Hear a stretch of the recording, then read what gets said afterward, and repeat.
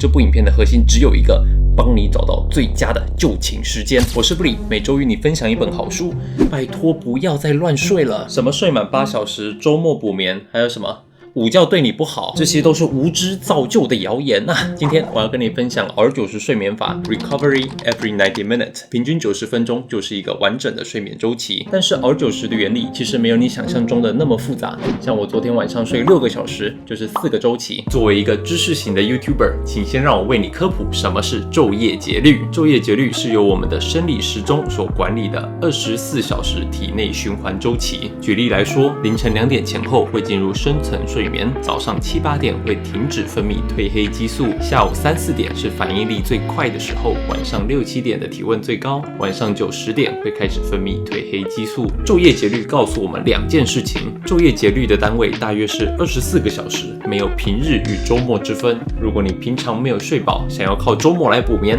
这是绝对行不通的。第二个，即使基因真的有区分适合早起和适合晚一点睡的人类，昼夜节律也差不过1、2个小时，所以8、9点就已经下班的朋友们就不要再找理由熬夜了。当你理解了昼夜节律之后，我真的希望你可以戒掉周末睡饱一点的坏习惯。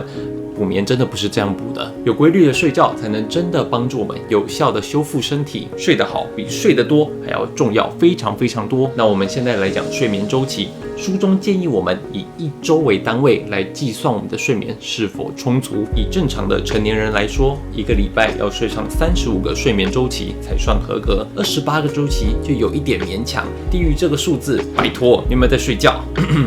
今天就以理想的状态来跟你分享35个睡眠周期要怎么样去计算就寝时间。假设1个礼拜要睡35个周期，一天就会需要7.5个小时的睡眠。这个时候我们可以用回推的方式来计算最理想的就寝时间。我8点要到公司，通勤要花半个小时，在出门前给自己1个小时的时间来执行晨间习惯，那我起床的时间就会是早上的6点半，往前推7个半小时，晚上11点就是我理想的就寝时间。其实就是这么简单。不过在影片结束前，我整理了2个 R90 睡眠法最常见的问题。第一个问题，如果我加班比较晚回家，但是隔天8点还要到公司，怎么办？那第二个问题是，我的时间规划真的没有办法睡7.5个小时，有没有什么补救方案？回答第一个问题，不管因为什么理由导致你没有办法在理想的就寝时间入睡，书中只建议我们一件事情，就是果断放弃一个周期。所以原本晚上11点要睡觉的话，下一个最佳的就寝时间就会是凌晨的12点半。你一定经历过睡觉的时候感觉自己很累，没有睡饱，那是因为你打断了你的睡眠周期，在一个周期的中间被闹钟唤醒。我不会这样折磨自己，所以无论如何，我一定会跟着我的睡眠周期来极大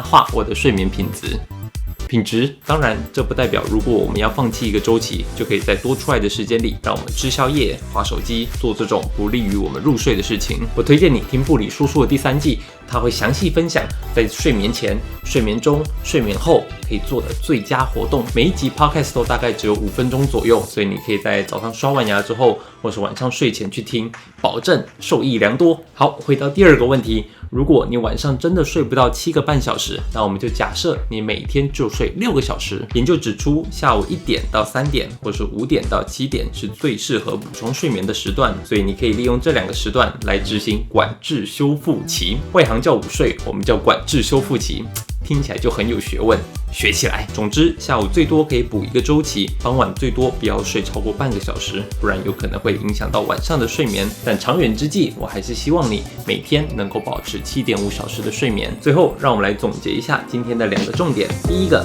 昼夜节律是以24小时为单位的生理时钟，所以不要再扯什么周末要睡晚一点，你的生理时钟没有平日跟周末之分，所以拜托每一天都要有一个固定的就寝时间跟起床时间。这是所有睡眠建议里最需要被贯彻的原则。第2个，睡眠周期是以90分钟为一个单位，一个正常的成年人需要35个周期。现在我要你在离开这个影片之前，为自己做一件事情，回复我的置顶留言，用回推的方式计算你的最佳就寝时间。你可以参考我的回推方式，希望这个影片对你的睡眠有一点点的帮助。那这个影片就到这边，